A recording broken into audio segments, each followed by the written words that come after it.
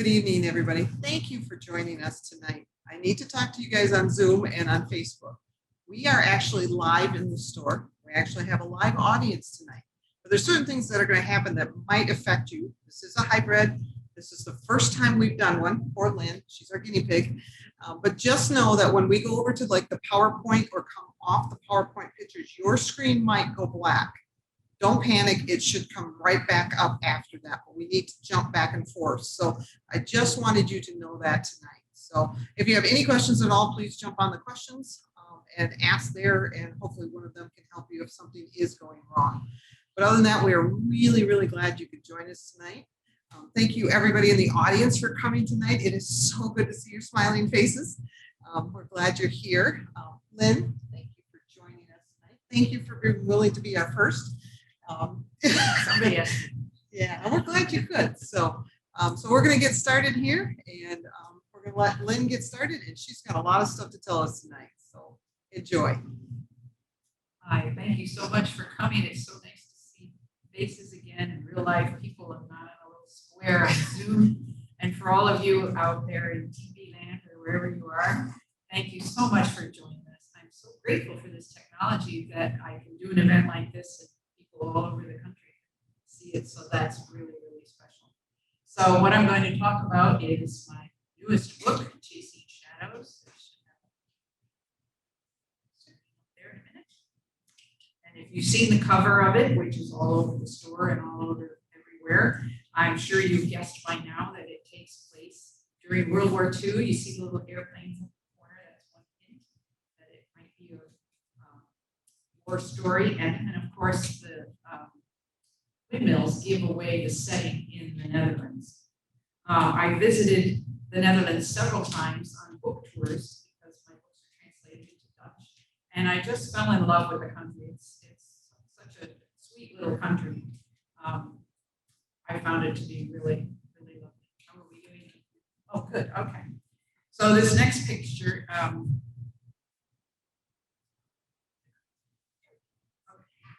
I have never been to the Netherlands in time to see the tulips. I hear they're beautiful.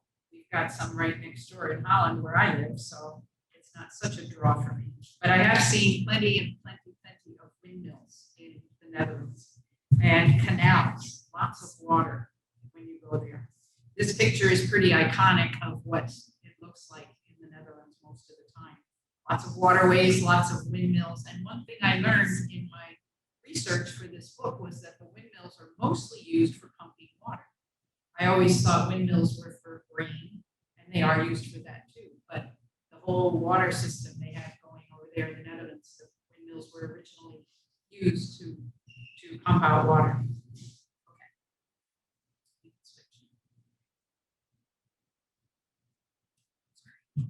Okay. And bikes, of course. Everywhere you go in the Netherlands, there are bikes.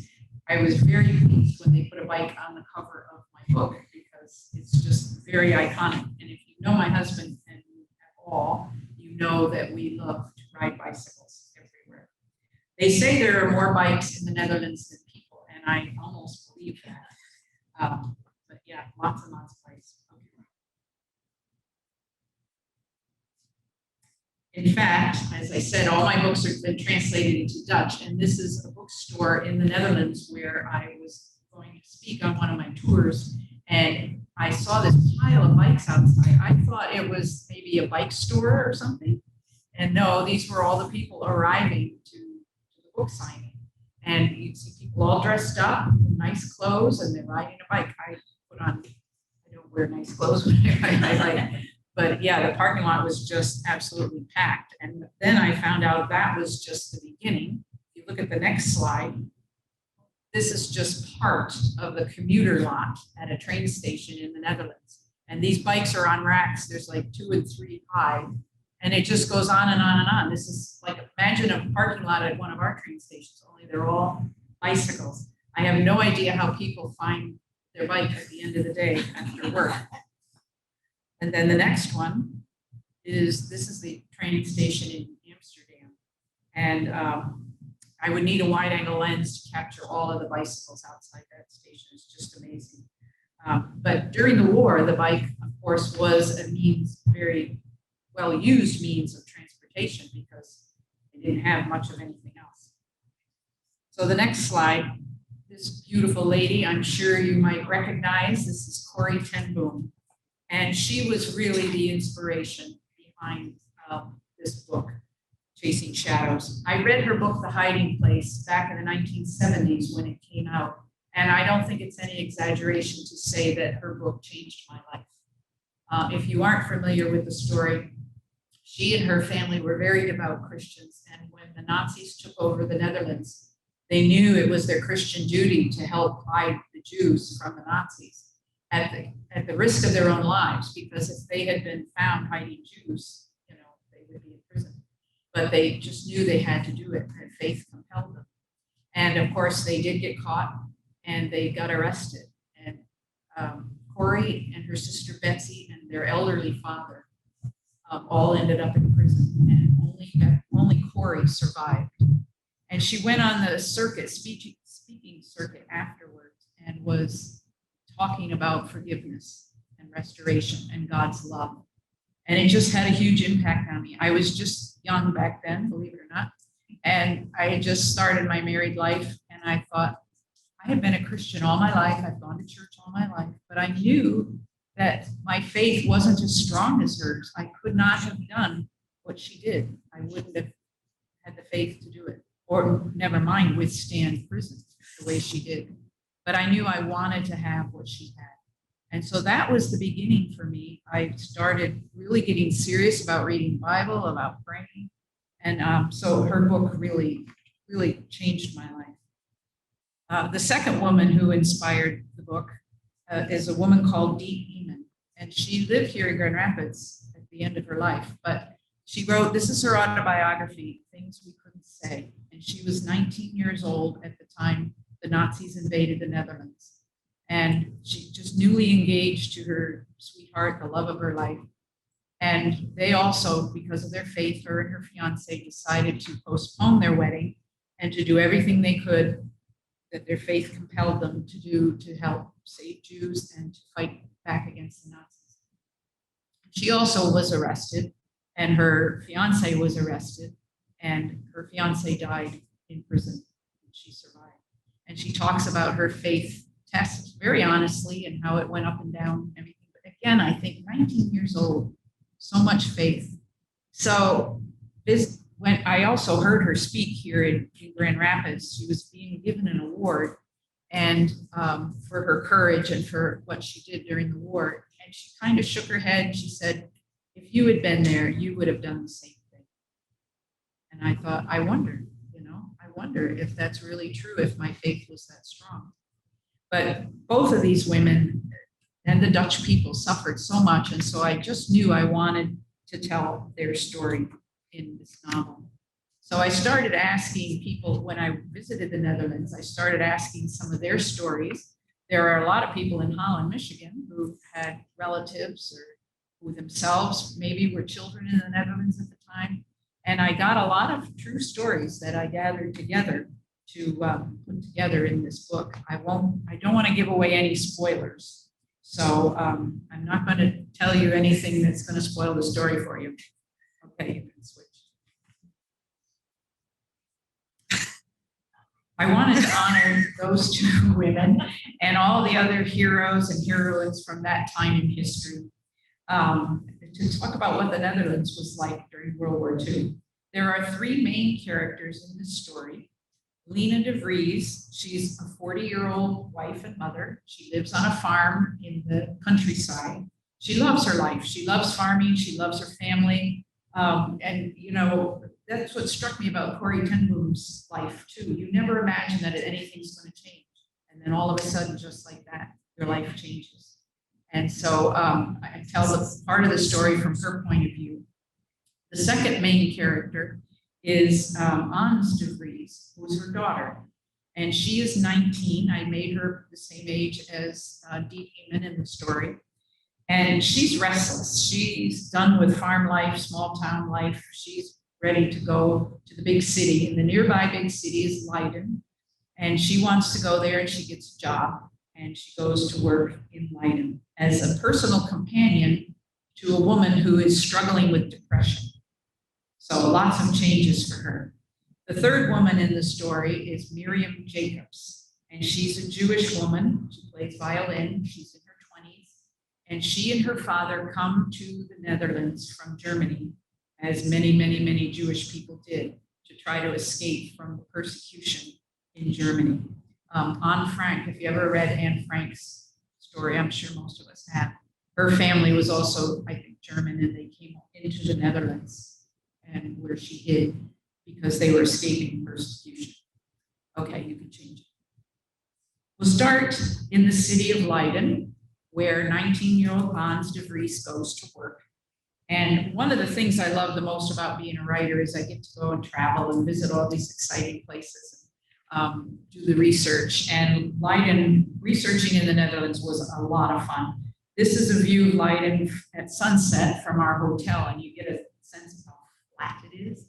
And I don't know if you can see it too clearly, but in the one corner there are windmills, but they're not the old-fashioned windmills.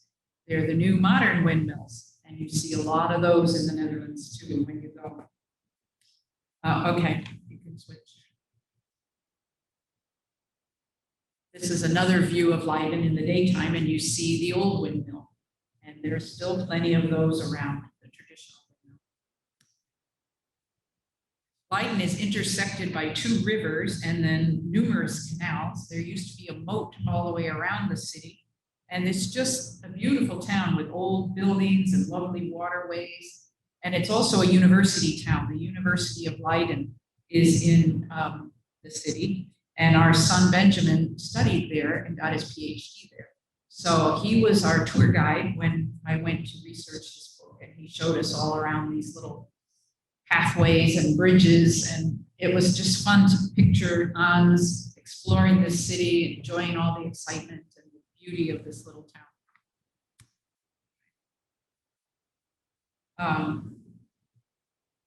These are the townhouses now that I used for the townhouses where Hans lives. I always like to take lots of pictures when I go on these research trips, and then I have them on a bulletin board on my desk. So when I sit down to write, I immediately immerse myself back in the story, and I can picture it. And it's a lot easier to describe something if you're looking at the picture. So this was a row of townhouses along one of these pretty little canals. And so that's where I pictured Hans would be living. This is the old city gate. If you looked at a map of Leiden, you'd see there is a moat. There used to be a moat that goes all the way around the city. And this is one of the city gates with the bridge that would come up and keep people out. I'm not sure that would keep anybody out nowadays. It certainly didn't work for the Nazis. But it's just a beautiful old quaint town. This part of this are the buildings from the University of Leiden. They're scattered all over the town. The university was founded in 1575. I can't even imagine that. 1575. And when the Nazis took over, eventually when they started all the persecution, one of the things they did is they demanded that all of the Jewish faculty and staff members be fired. And the faculty and students at the university protested, and several of them got arrested for their efforts. But they had to close down the university for the first time since 1575. But it was because these faculty took a stand and they said, we're not going to sign your loyalty oaths. We're not going to do what you say. We're just going to close the university down. So I thought that was amazing that they took that stand. This is the University Observatory and the little path along there. And when you read the book there, you might find a reference to this observatory and how all this, well, I won't tell you what goes on there. It's hard not to do any spoilers, right? One interesting note about the university is the founder of Holland, Michigan, Reverend Albertus Van Raalte. If you read a previous book of mine called Waves of Mercy, it talks about the founding of Holland, Michigan. And the founder, Albertus Van Raalte, graduated from the University of Leiden. So there's a connection there. Okay. When it was time to research Lynn de Vries's story, I decided to rent bikes. Of course, we wouldn't bicyclers anyway, and we rode our bikes out in the countryside from Leiden to see the farmland and to try to picture where she might live. So this little town in the distance is the one I chose to be the town closest to Lena's farm, and then they cycle out there. Lena's father is a minister, so there's a church steeple in the distance. You'll see it closer up in a minute. I picked that for him. I don't even remember the name of the town.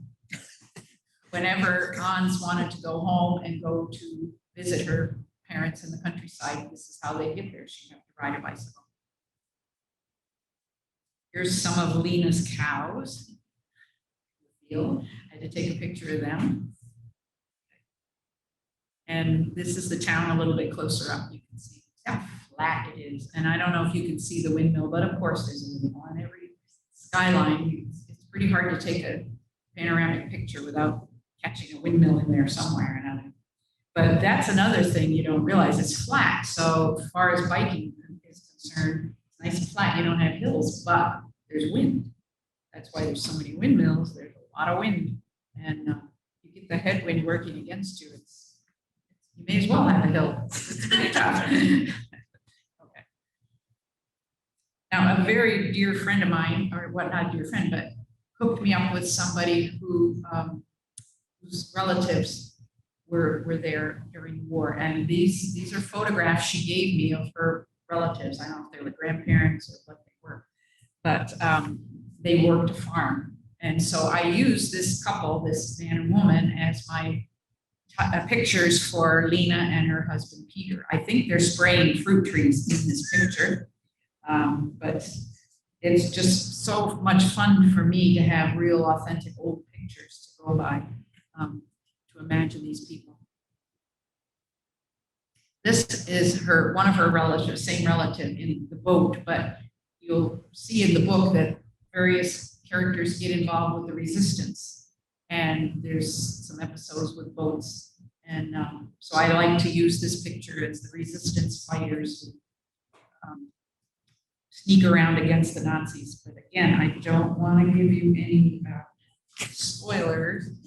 There are several true stories that I incorporated into the story, several scenes that were really given to me as true stories.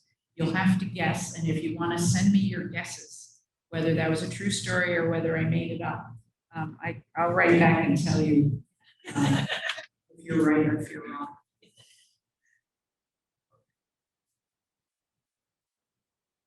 This is the windmill I used for Lena's farm. It sits on a little bit of a rise of land. She talks about walking up the hill, but that's about as much of a hill as you're going to get in the Netherlands. And this could be her house and her barn and her farm in the distance. This looks like a nice place to go home to. This is her father's church, quiet village street in the Netherlands. And this is the same village. This is the street. Now, I wanted you to notice these Dutch really have it together as far as bicycles are concerned. You see the sidewalk, and then there's a bike lane. Then there's a little path down the middle for the cars, and then there's another bike lane to the other direction, and then there's another sidewalk. So they really have their priorities straight as far as the bike lanes go, and that makes it a real joy to bicycle over there. They also have at intersections, if it's a busy intersection, they have traffic circles, so that you see these bikes whizzing around traffic circles. I don't even like to drive around the traffic circle, but I got dizzy watching the bikes try to navigate these traffic circles. And of course, there's a canal through the village as well. Waterways are everywhere. It looks so peaceful, doesn't it? And the Netherlands was a peaceful country. It was a peace-loving country. They were neutral during the First World War. And when Germany and France and England declared war on each other, they declared neutrality again. They didn't want to be involved, and they thought they were going to make it through this war neutral as a neutral nation as well. But Hitler staged a surprise attack on May 10th, 1940, and attacked the neutral nation of the Netherlands. The Dutch army fought back very valiantly, but they were no match at all for the Nazis. And they were forced to surrender after the Nazis bombed Rotterdam. This is a picture of Rotterdam, the main central part of town after it was bombed. And they said, Amsterdam, the other big cities are next if you don't surrender. So they had no choice but to surrender, and it began Nazi occupation. One of the interesting things I learned was that the Nazis considered the Dutch their Aryan brothers. They were into this master race, and they considered them their brothers. And so at first they went kind of easy on the Dutch. They captured the Dutch army and they furloughed them all. They sent them all back to their homes. They were going to live in peace, and they expected them to join. Now, there was a small Nazi party in the Netherlands that was active already, and of course, they were very happy to see Hitler's troops. But the majority of the Dutch people said no, they would not give in to the Dutch, even to Germans, even though they promised to be nice to them and to make them part of their Reich. Because one thing Hitler didn't count on was the Dutch people's faith, that it was very strong, and they would not pledge allegiance to anybody but God. Also, the head of the Reformed Church and the Catholic Church told their people, they preached, don't give in, don't bow down to anybody, and they encouraged them to resist. So the Nazis were very surprised. Of course, then they got mad because the Dutch wouldn't give in. One of the research books I read when I was researching this, it was written by, I think it was somebody's probably history dissertation, and he was trying to get all the factors going in the Dutch resistance and why. And he credited the church primarily for their determination to fight and their determination to resist Hitler's evil. I also visited the Dutch refugee camp called Westerbork on my research trip. This is what's left of one of the dormitories on this site where this camp was. It was originally built before the war began as a refugee camp for all the Jews, mostly Jews, fleeing out of Germany, and they were just pouring into the Netherlands trying to find freedom, just coming across the border. So the Dutch people built this camp to house them in, so that they'd have a place to live. Of course, when the Nazis invaded and they took over the whole country, they turned it back around and made it a concentration camp and a deportation camp. They didn't kill anybody here, but they deported them east to the extermination camps. So my character, Miriam Jacobs, a Jewish woman, and her father come to Westerbork when across the border in the beginning of the novel to escape persecution. This is the main square in the middle of this camp where they would make everyone line up when they called your name and it was your turn to get on the transport trains to go to Auschwitz or wherever they were taking you. They had to line up in this square. And so today at the museum here, they commemorate it with all these markers with people's names, families' names, as many as they could find of all the people that were transported out. And on some of them, they have pictures, like of these two little girls, of all the Dutch Jews who passed through there. This is one of the railroad cars that they have there, so that you can remember how people were crammed into these cars and transported out to their deaths. And the day we were there, the thunder suddenly rolled in and the sky got dark and it got very somber there. And I thought it was very fitting because I've never been to any other concentration camp except this one. And I'm not sure I could even bear to see it because it's such a sobering place. My husband was taking a picture of the lock on this railroad car, and this butterfly just happened to flutter over and land there. And I thought, it's such a perfect picture of hope and, renewed life. And so I hope the book, yes, it's about World War II. Yes, it's about the Nazi horrors, but I'm hoping and praying that there's message of hope in there, like Corrie ten Boom put in her book too, and Dee Eamon as well, that those of us who know God, we have hope. This is an old photograph I found of the Dutch celebrating liberation in May of 1945. And we can only imagine their joy after all these years of being under enemy oppression. I think we might have gotten a small taste of it with COVID, that being locked up, not seeing your loved ones, worried about your loved ones, worried about when is this going to end, how much longer. And, that joy when we're finally out. I'm feeling it myself now that we can go out to events like this, see each other in person. It's just, and you can imagine when the Nazis are gone and their country is liberated and they're just rejoicing.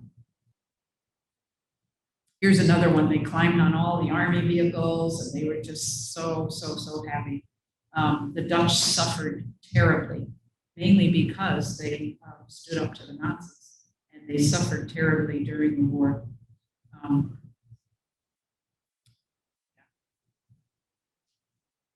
So this is the cover of the same book, Chasing Shadows, in Dutch.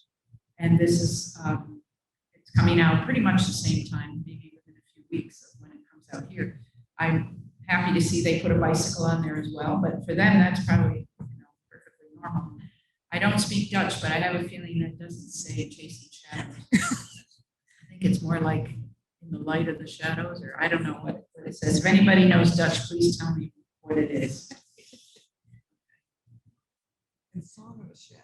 Song of the Shadows. Oh. That's what somebody says. Oh, Song of the Shadows. We heard from a reader online. That's good to know. I like that. Okay. Thank you, Linda. Yeah, thank you. So I hope when you read it, it's my hope that you will put yourself in these characters' places, that you'll be able to identify with one of them. And you'll be able to ask yourself, all right, what would I do? How strong is my faith?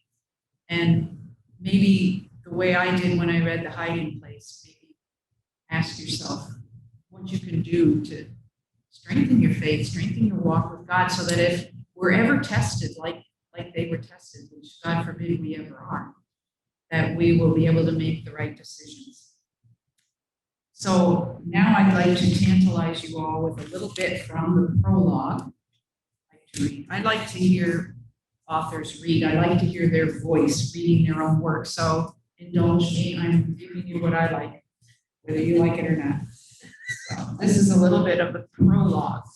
And it begins in May of 1945, which you might know is when the war ends.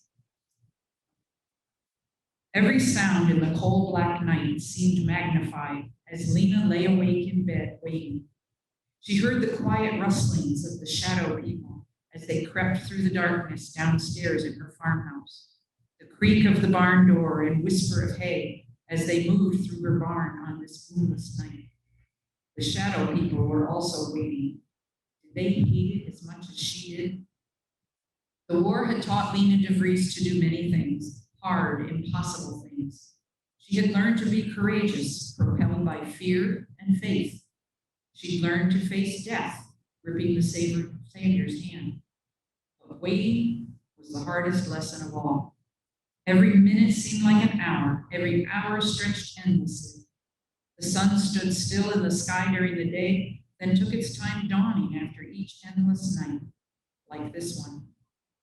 She would find herself hoping against all reason that her husband Peter was alive and would come home and she could hold him in her arms, or hoping that her daughter Ans and son Wim were still alive and would return. She knew that if one of them walked through her door, her joy would swallow up the long months of waiting, if they ever did return. The past 7 days had been the longest week in all of Lena's 45 years. Spring should be a time of rebirth and hope, but tonight her imagination partnered with fear, squeezing her heart dry, extinguishing hope. She released her breath with a sigh and rolled over in bed, whispering a quiet prayer for Peter and Ans and Wim, and for all the shadow people who waited in the darkness with her. Sleep was impossible. She hadn't slept soundly since the Nazis invaded 5 years ago. She rose from her bed, careful not to awaken her daughters, Micah and Beth, asleep in the bed beside her where Peter should be. Lena kept her girls close to her side these days. She pulled on a sweater over her nightgown and felt her way downstairs, familiar with every narrow step on the steep, angled stairs. She halted at the bottom. A shadow moved around her kitchen as if searching for something. Her heart leaped. "Peter?" she whispered. The shadow turned. It was Wolf, her contact with the Dutch resistance. She didn't know his real name. It was safer that way. "Did I wake you?" he whispered. "I'm sorry. I was looking for a pencil. I wanted to leave you a note." "Do you have news of my husband?" "No, but I do have good news. Allied troops are in Holland. Canadian tanks have liberated many of our cities. Here's the latest newspaper." He pulled the flimsy underground news sheet from his pocket and handed it to Lena.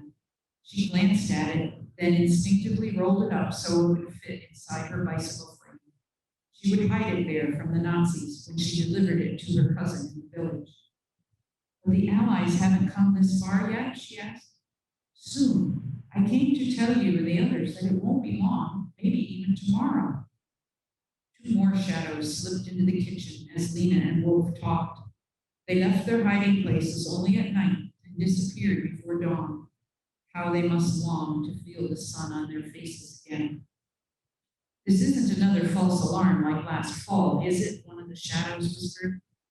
Lena remembered Mad Tuesday, when rumors of liberation had swept the country.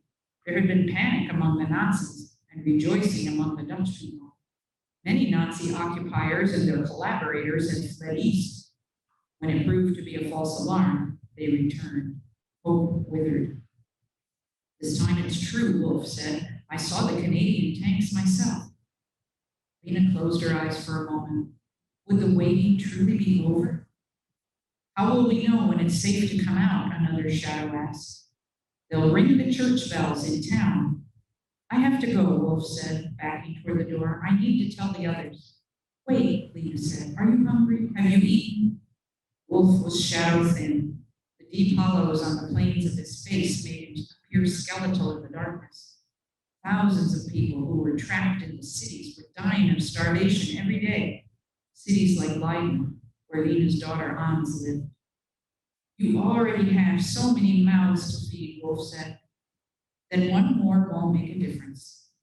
She opened the warming oven above the stove and pulled out a baked potato, wrapped in a cloth to keep it warm, and pushed it into his hands. "I only wish I had more to offer you." The potato was small and shriveled, one of the last few from her depleted root cellar. "Thank you for coming, Wolf. I'll spread the news." He had given Lena hope, and hope would make waiting harder still.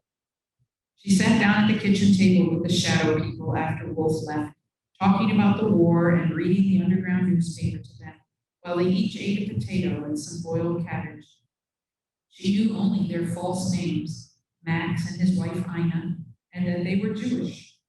Max forged fake ID cards for the resistance during the night down in Lena's root cellar. When it was light enough to see, Lena helped them crawl back into their hiding place behind the piano in her front room. Peter had boarded up the door to a closet on the other side of the wall as if it had never been there, then built a secret door in the lower panel of their upright piano. The bass keys no longer worked, but the rest of the keys did. Few people knew about the secret place, not even Lena's two younger daughters, or that Max and Ina had lived there for more than a year.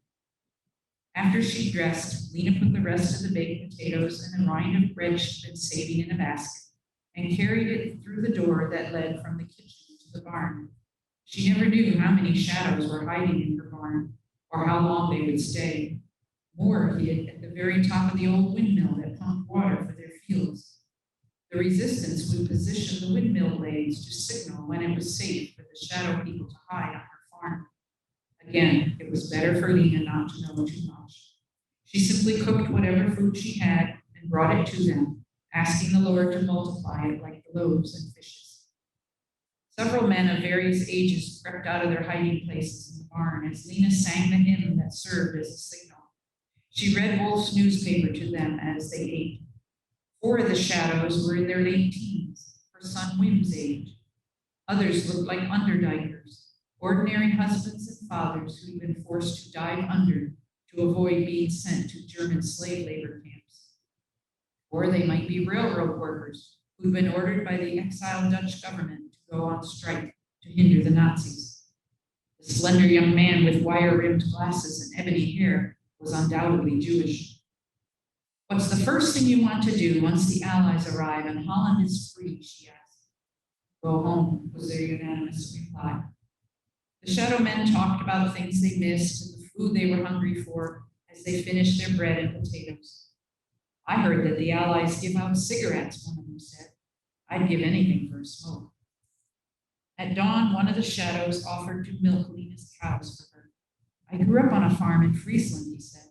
"Milking reminds me of home." He stroked the cow's shoulder as if greeting an old friend before straddling the milking stool.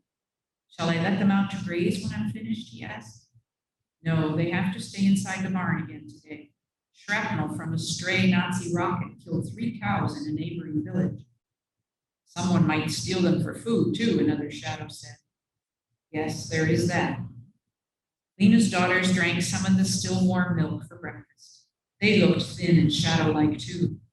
Wim and Ans had been plump and rosy-cheeked at that age, before the war, when life was gentle and good, when food was plentiful.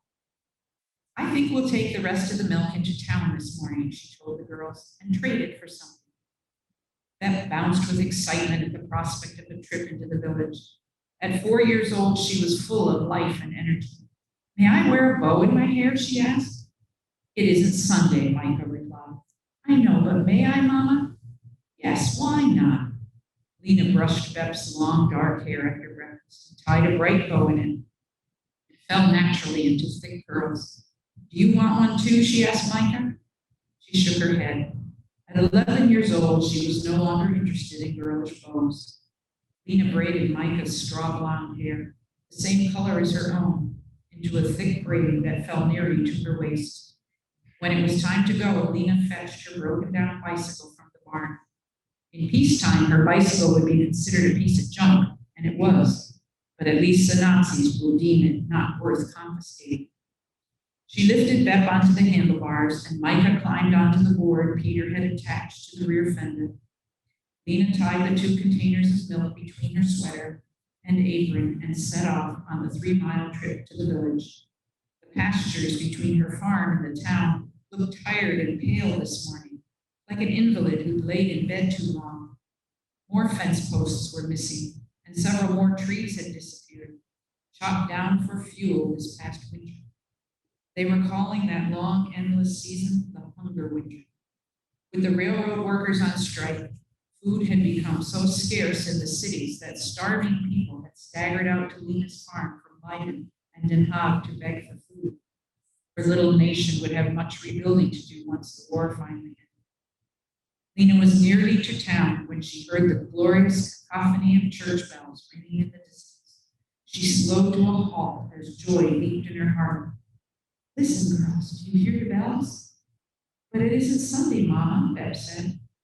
"I know. It means the Netherlands is free. We're free." She'd spoken the words, but could barely comprehend that they were true.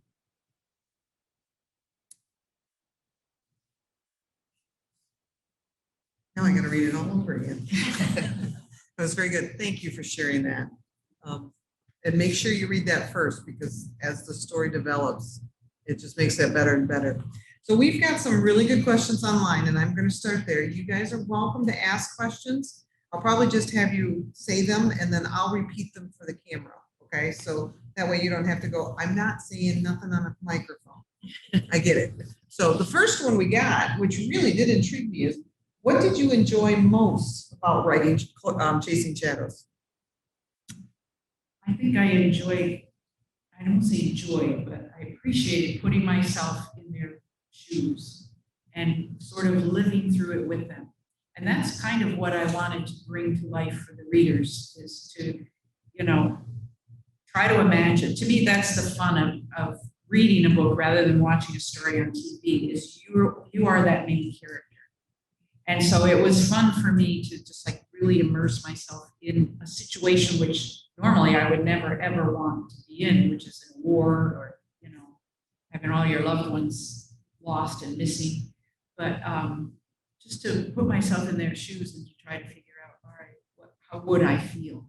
And to recreate that so that hopefully you as readers can feel that and can experience it. And you do a very good job of that.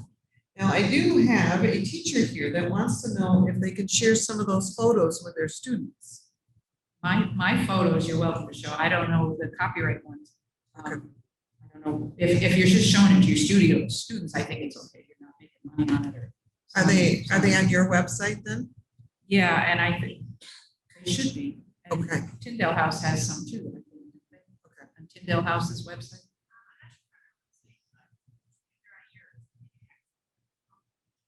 Okay. Yeah, we'll work on. Okay. So I'm not sure who asked that, but keep an eye on Lynn's website, but also Tyndale.com, right, Stephanie? Yeah. Okay. So keep an eye on there, and yes, you may share with your students. And I have to admit, the one the bombing. Yeah. That was a very powerful picture. Yeah, I got that on YouTube, so she could probably find those kinds of things. I posted some of these pictures on my blog. It just occurs to me. So if you go to lynaustin.org, my website, and look up some of my past blogs, there are a lot of those pictures around. Super, thank you. And that was a great question. I like this question. How do you decide how much of the story will come from your imagination? And I like that because you said we get to guess which ones are real. right. How do I decide? You know, I don't plan my books ahead of time. I know when the war started, I had a timeline of different things that happened along the way, but I did not know how it's going to end. When I wrote the prologue, which I wrote first, I wrote it in order, I did not know, just like the reader doesn't know about Peter and Wim and Hans and what happened to them. So I don't really decide a lot ahead of time. I know in interviewing people, I got some really good true stories, heartbreaking stories that I knew I wanted to incorporate. So as I'm writing, I find the spot where that will go. But yeah, I get to decide who's happy, who's sad, who lives, who dies. It's great power, but it's also, and I have to say, I'll be pretty much almost done with the book, and I'm still deciding how it's going to end. Really? At least with the first draft. I mean, not 10 minutes before I hand it in, but with the first draft, I'm still deciding. And there's days when I'm probably in a bad mood, and I think, all right, they're there. And there's other days when I have more compassion. So don't trust me. You never know. But don't read the end. I know people who read the end. My own mother, honestly. She reads the end, yes, and don't do that. No, because you want to experience it the way Lena does. She doesn't know how it's going to end. So no, don't read it. I have to, and I don't normally read ends, but in this book, there was a couple times I really wanted to find out. Like, I can't survive this, they don't live. I didn't, I was good. I have to ask them, because you're one of those that, you know, is very story driven. I know other people that, you know, plot it all out. Both ways work wonderfully. Have you ever had, in maybe even in this book, where you had a character where you think you're going one way with them? Yeah. Yeah. It happens all the time. Does it? Mm-hmm. I don't want to give away too much, but I will say there was one character, and his name is Eric, and he kept me guessing to the very end. So yeah. Okay. I can see that. I didn't know which way he was. It's so much fun. Yeah. You guys have all this insight that I didn't have while reading, so that's interesting. Did you also cry when writing this? Oh, I cannot say that out loud. Bad question. No spoilers. So I will say I cry when I write my books. Yes. The first time it happened when I was writing my very first book, like, I don't know, 36 years ago or whatever, I was sitting at the computer and I was just crying, and my husband came in, he says, "What's wrong?" And I told him, I said, "Well, so-and-so died." And he said, "Well, you don't have to kill him." And I'm like, it's a very good death. It has to happen.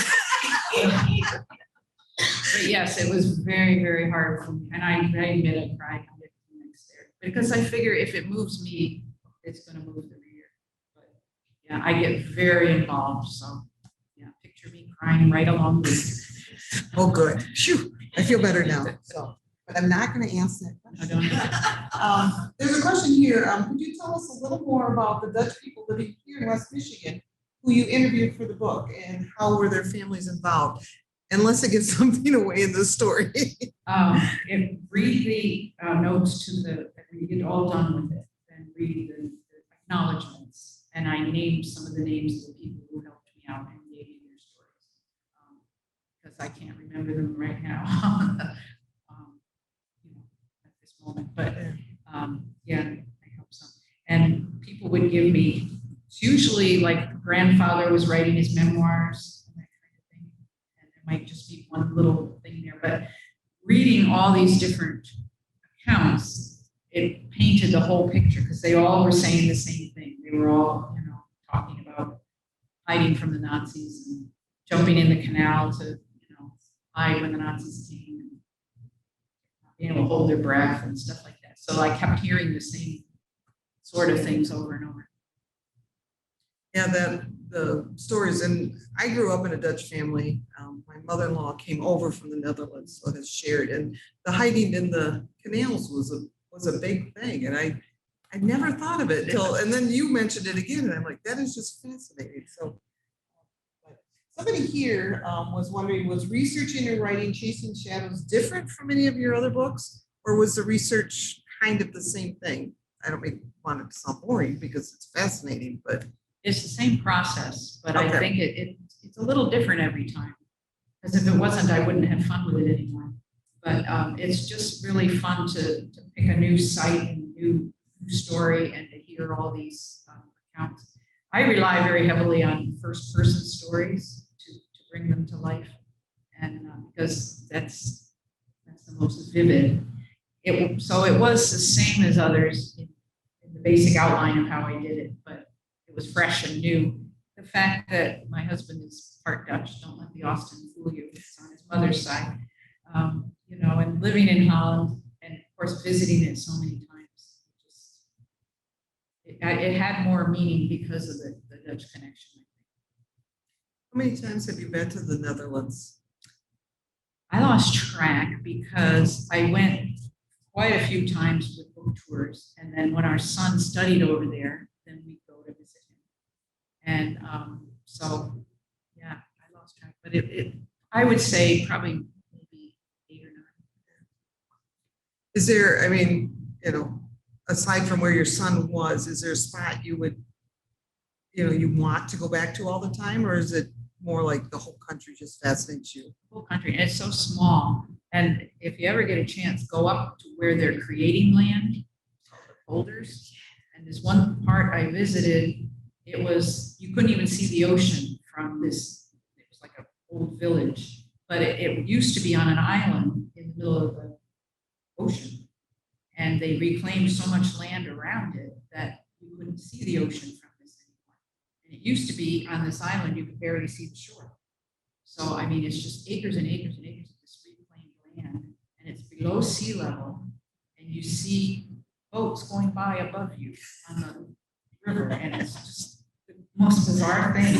It's fascinating. And you see these gigantic dikes with goats and cows and stuff mowing the lawn on these dikes. But these Dutch have it figured out for reclaiming land and water engineering and everything. Just experts. Interesting. So I have been once, so I hope to go back again. Somebody here asked, did you choose the title? And if you did, what point in the story did you know what it was? I don't think we got the title till it was finished. I had a working title of something about the shadow of God's wings, something like that, but it was too wieldy. But I don't know. I like the idea of shadows. The shadow people. I came up with all of that, and so I kind of wanted the shadows in there at some point. Usually, I don't title them until they're done. Sometimes the title will come while I'm writing it. Sometimes not. Yep. In your research, did you find people identifying Is that the impression you got? And so you identified these shadow people.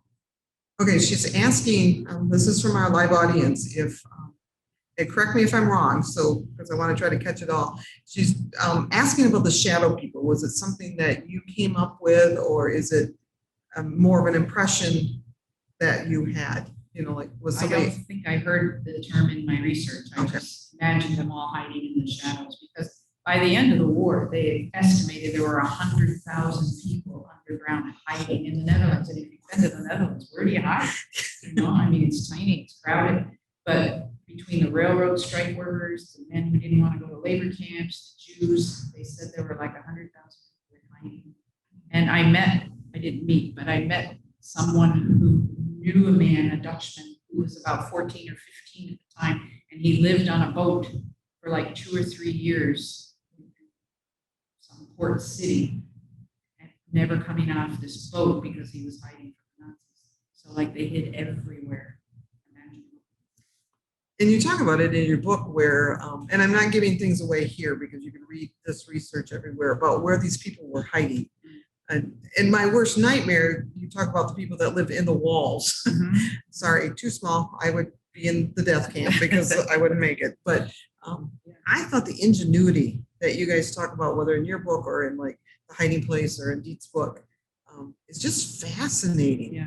If you ever get a chance to go to the Netherlands, go to Haarlem, which is the city where Corrie ten Boom lived, and they have her father's jewelry shop still there. I don't think the ten Booms own it, but and then they've made her where she lived and where the hiding place was, they've made it into a museum. And they give tours and they talk about God and the love of Christ. It's a wonderful, wonderful experience. They do it in several different languages, but they show you the hiding place. And I went, oh my goodness. And I had to go back and reread the book because it was, you know, now it made sense. I couldn't quite picture it when I was reading the book, but you go back and you see this tiny little space, and I forget how many people. She had like 6 or 8 people crammed in this tiny little space. Just amazing. Wow. And I'm with you. I don't think I could do it.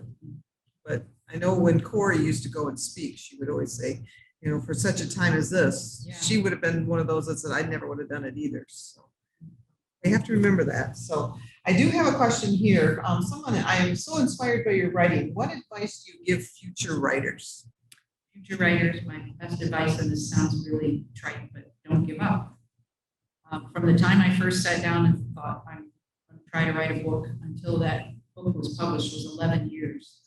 And there were an awful lot of ups and downs in that time. And several times when I quit writing, I'm never writing again, to the point where when I said it, my husband and my kids would look at each other and just sort of roll their eyes. And she'll be back at it soon. And I was. But it's a hard, tough road, but you have to be writing because you can't not write. You know, it's just something inside you that wants to do it. But just don't give up. I mean, no two paths to publication are exactly the same. And you just never know who it's going to touch. It was my prayer when I first started writing that if the book I was working on could help just one person, then it was worth all the struggle and strain. And I would just pray that God would get that into the hands of the person who needed it. And over the years, I've heard enough stories that I know it did get into the right person's hand. And that makes it all worthwhile.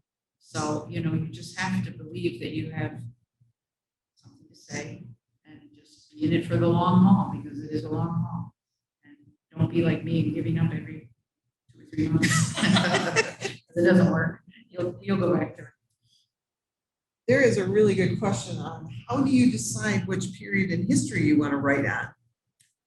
Well, I don't know. That's hard to answer. Usually when I'm researching one book, I'll find a little tidbit of history, and then that goes into the idea box, and then maybe down the road. And some of the books have sort of ping-ponged off research that I did that I didn't use in that book, but it goes in this book. I think, like once I started researching World War II, and I did If I Were You, and then this book, there was just so much to say and so much to write about that I knew it was more than one book. But yeah, it it just comes from I don't know where. I don't think I could ever write a contemporary. I don't want to, but I don't know how far back in history I want to go. I went way back in history with biblical ones, but now I think I'm sort of sticky in the middle somewhere. Yeah, that is a great answer. So we are slowly and actually very quickly running out of time. I feel like I want to keep going because, again, this is the first time we've done this in person for, well, a year or more. And so, but we do kind of need to keep it under control. So is there any last thoughts on this book that you would like to encourage people with? It took me a long time to write it, so don't read it all slowly. Say, people like, read your book, I read it in 24 hours. I'm like, no. But I guess read it prayerfully and think about who you might want to give it to bless. Like I say, it's my prayer that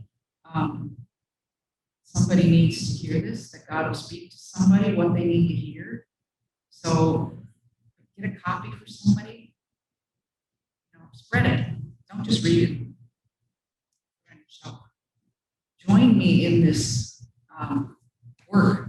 The first one, most moving person I ever heard from, it was a letter that came from prison.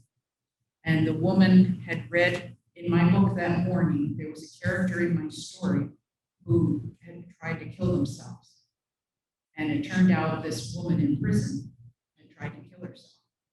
And she was going to do it, and she happened to read this book. Now, she wrote to thank me and to say how much it moved me. But I wrote the book, yes. Somebody had to buy that book. Somebody had to give it to the prison, donate to the prison. Somebody had to have a prison ministry where they had a library. You see what I'm saying? You're all partners with me. I wrote the book. But now, please partner with me prayerfully who you think might be blessed by it and spread it all around. You can give them your copy. You don't have to buy another copy, even though I'm in the bookstore. I don't want to make the money on this. I'm just saying, help me spread the love of God and the hope. I'm hoping the book shows hope. So spread the word of hope. I love that. Thank you. And, it's hard to think of that sometimes. You read for pleasure. You do. You read fiction for pleasure, but to be part of a ministry, that's a really neat thought. Thank you for sharing that. I appreciate that. Thank you for coming in. I so enjoyed seeing you and talking to you tonight. Thank you for joining us, whether it's here in person or online. We sure had a good time. Keep your eyes open if you're in the West Michigan area. Baker is opening up, and we are going to be having more of these live events. So we would love to have you join us soon. Thank you for bearing with us. I know we were having sound issues. You know what? That's all about what we're practicing here.